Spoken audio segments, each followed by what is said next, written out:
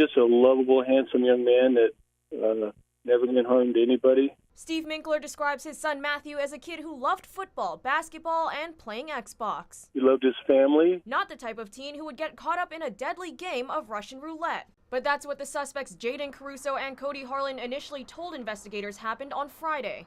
According to the police report, the two teens considered Minkler a friend, saying after he was killed they ran away but then came back to the scene because they, quote, just didn't feel right leaving. But the police report goes on to state the teens did not help Minkler or call 911.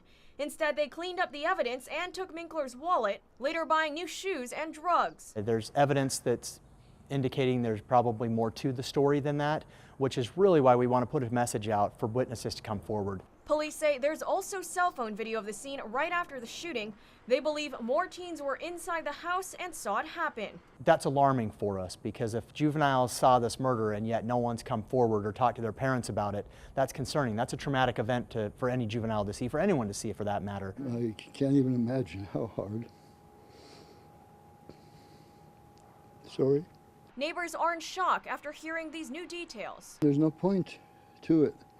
Life, what you can contribute to society in life should erase any idea of taking any kind of chances. Minkler's family says they do not believe their son would ever take that risk. I don't believe any of that Russian roulette stuff. None of my family does.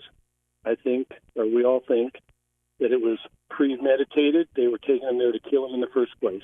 So they're counting on police to piece together this case. It seems to strike a different nerve in people because it is upsetting, because a lot of people have teenagers and you're not always able to know what they're up to and who they're hanging out with. What a wonderful young man. He was going to be